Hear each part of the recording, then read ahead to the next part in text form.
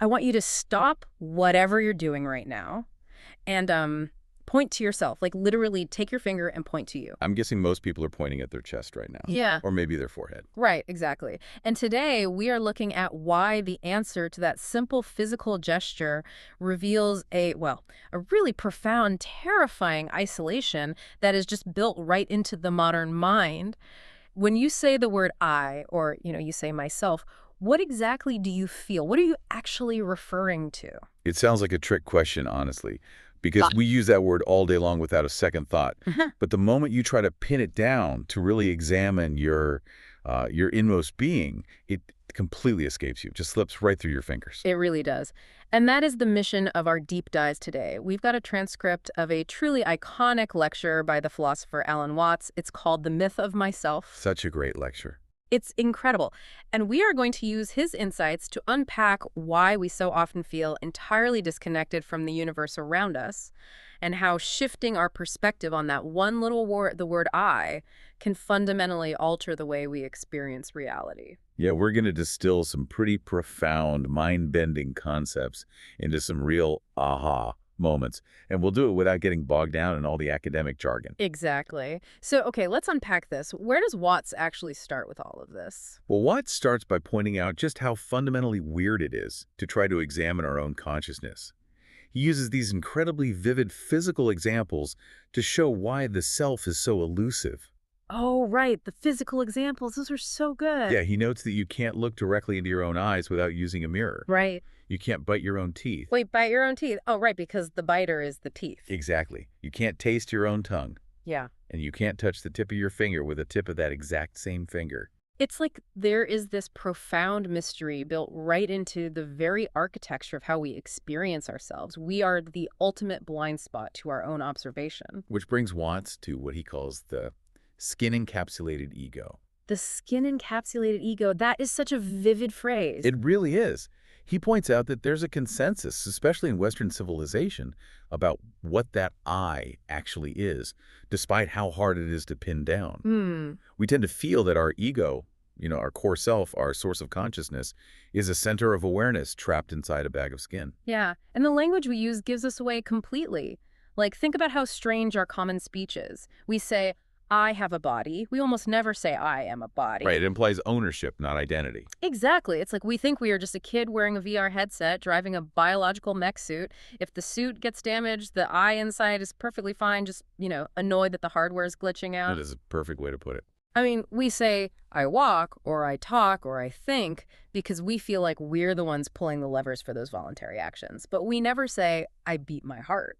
No, we feel like our heart beats itself, and that process has absolutely nothing to do with the I. The involuntary actions just they just happen to us. We are pushed around by them, or we just observe them happening. Like we're just a passenger. Right. We regard the I as something entirely separate from the physical organism, something localized tightly inside of it. And where do we locate it? Generally behind the eyes, somewhere between the ears. It's like the rest of our body just dangles down from that single point of reference in our head. Watts actually takes that exact feeling and scales it up.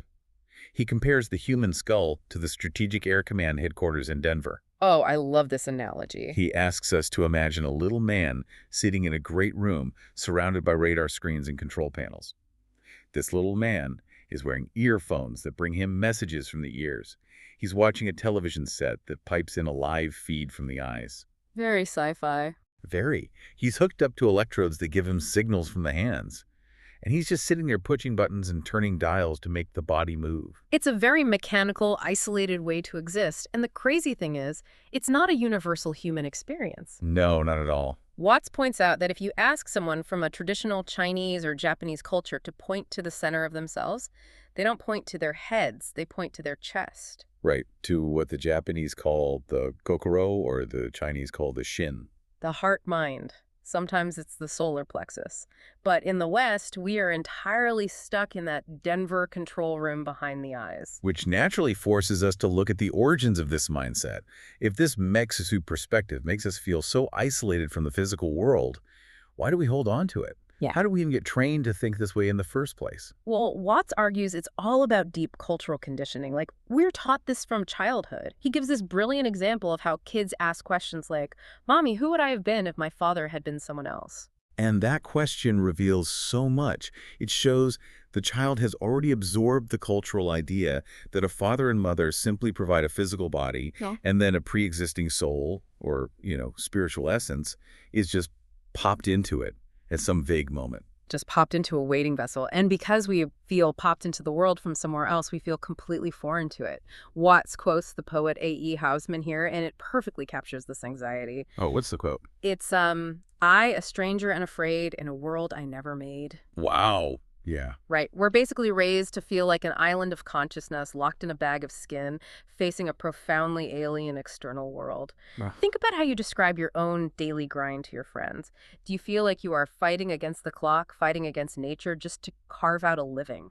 That feeling of estrangement, that constant battling against the environment, is the direct result of what Watts identifies as the first of two great myths that have dominated Western thought. And he doesn't mean myth as a falsehood, right? Correct.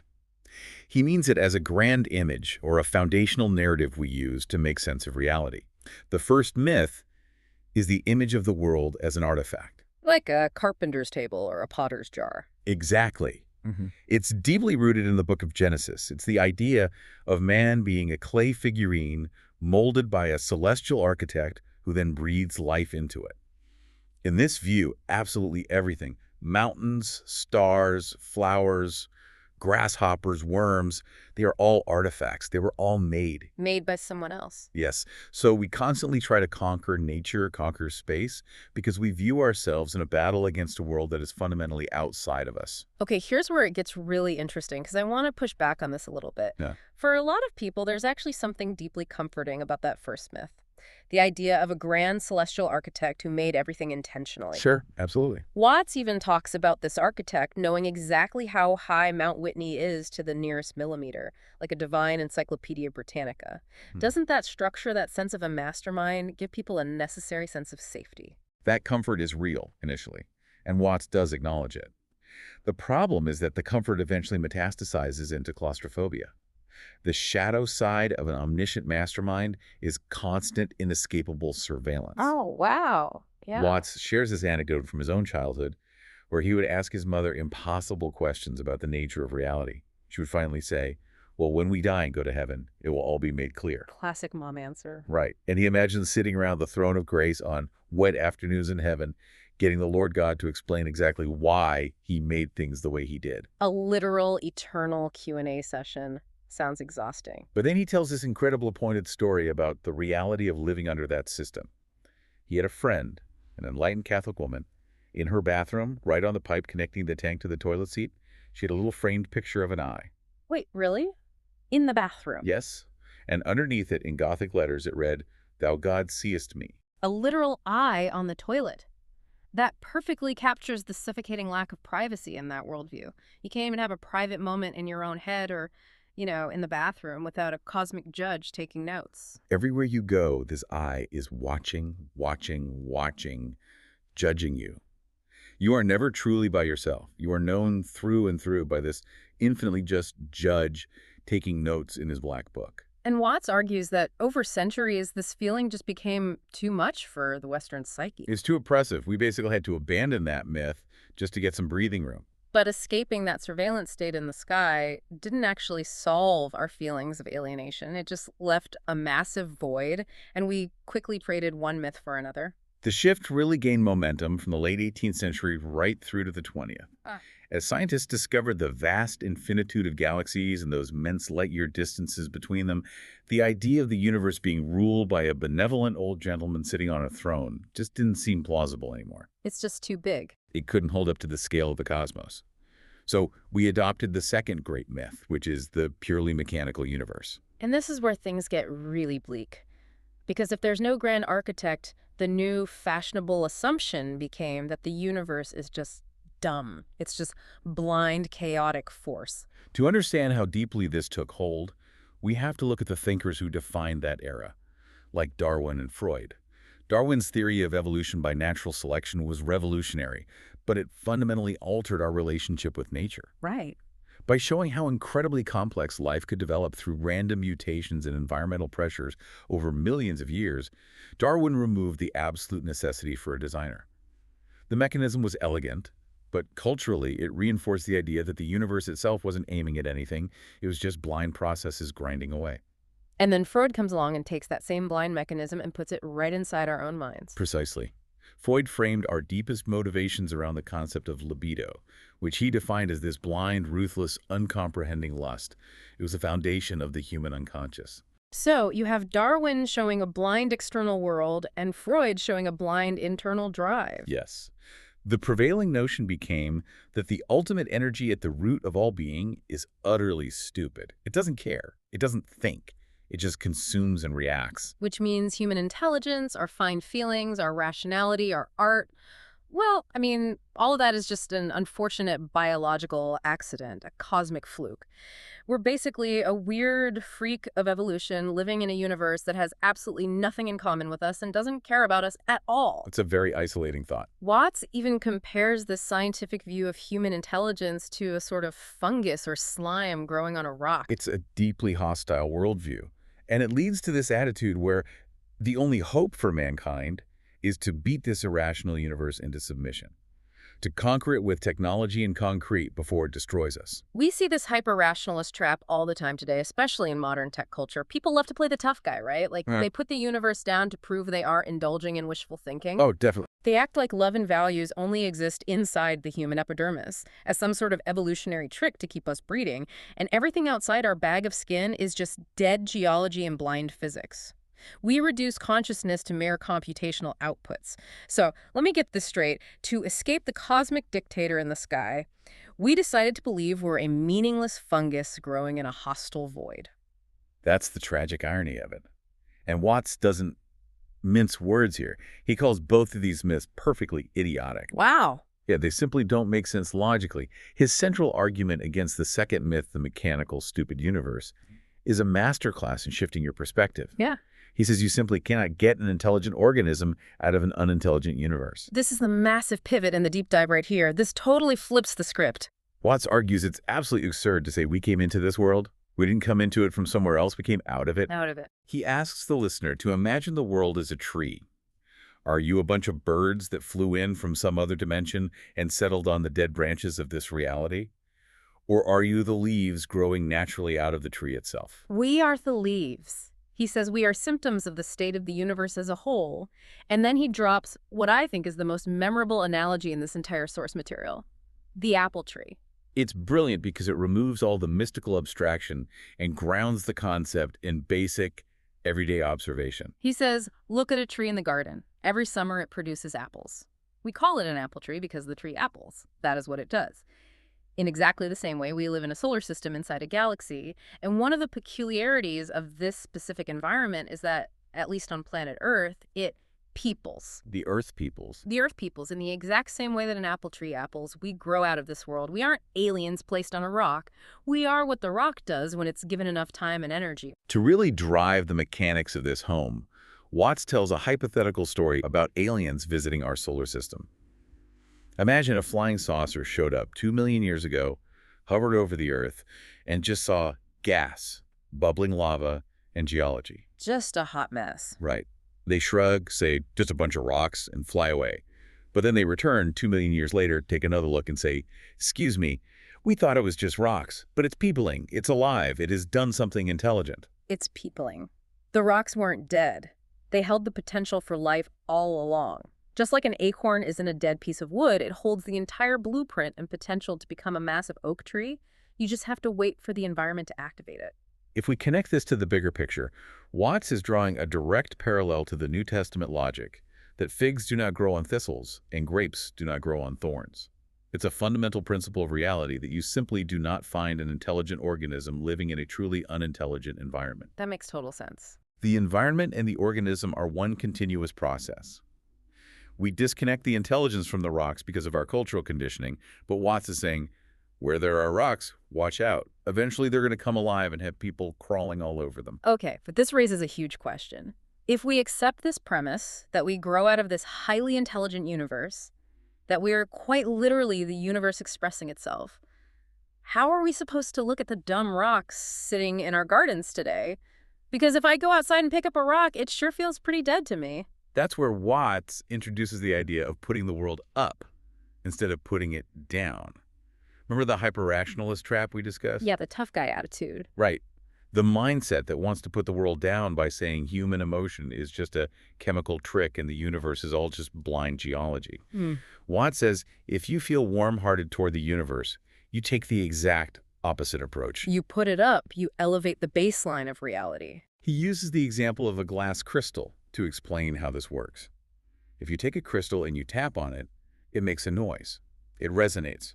Watts argues that this simple physical response, this resonance, is actually an extremely primitive, rudimentary form of consciousness. So what does this all mean? Are we saying a glass crystal is thinking about its day or, has feelings? Not at all.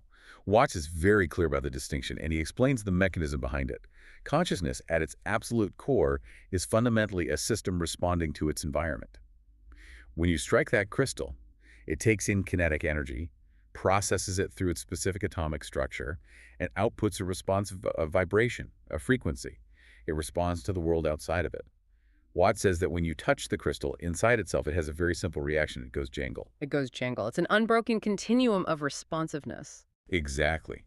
Human consciousness is obviously vastly more subtle and complicated. When we interact with the world, our nervous systems take in light, sound, and pressure, and we process it through billions of neurons. We go jangle with colors and lights and complex emotions and deep philosophical thoughts. We just have a much more complex jangle. Yes, but he is arguing that both the human and the crystal are participating in the same basic mechanism of responding to the universe. They are both conscious, just to vastly different degrees on a massive spectrum. This is such a profound shift in perspective. The hyper-rationalist wants to say that human consciousness is just a complicated, accidental form of dead minerals. It brings the human down to the level of dirt. But Watts is saying, no, flip it around, minerals are a rudimentary form of consciousness. Elevate the bird. It's a choice in how you view the raw material of reality. Do you want to reduce the miracle of your own awareness to just a ghastly mistake of blind energy grinding away in the dark? Or do you want to elevate the physical world around you, recognizing that the very atoms in a rock hold the seed of intelligence waiting to bloom? And Watts clearly chooses the latter. He completely rejects the idea that everything is just bleh. His ultimate takeaway from this lecture is this incredibly joyful, expansive exclamation. He says, "Hooray, life is a good show." And you can really feel that joy in his philosophy. Once you stop fighting the universe as some alien, hostile force, once you realize you aren't a stranger here to conquer nature, you can finally enjoy the show because you are the show. It dissolves the alienation entirely. You aren't a pilot trapped in the skin-encapsulated control room in Denver. You are an aperture through which the entire cosmos is looking out and experiencing itself. So as we wrap up this deep dive, I want to leave you, the listener, with a challenge. Look around the room you're in right now, or look out the window. Look at the trees, the pavement, the sky. Look at your own hand. See if you can consciously drop that heavy armor of the skin-encapsulated ego for just a minute. Remember, you aren't some isolated artifact that was popped into a waiting body to fight against the clock. You are the universe peopling. You are exactly what the universe is doing right now, in this specific spot, in this specific moment. And that leads to one final fascinating implication to mull over long after we sign off. If the Earth peoples in the exact same natural way, an apple tree apples, and if human intelligence is just the universe naturally expressing itself well, then what about the things humans create? When we build vast technological networks or when we develop incredibly complex artificial intelligence, is that just the next natural phase of the Earth blooming? Are our technological creations really artificial at all? Or are they just as natural, just as fundamentally a symptom of the universe's unbroken continuum as the leaves on the tree? Oh, wow. That is a wild thought to chew on. Is AI just the universe's next incredibly complicated jangle? We will leave you to ponder that one. Thank you for joining us on this exploration of Alan Watts. Carry this connected perspective with you, drop the armor, and try to enjoy the good show today. Catch you next time.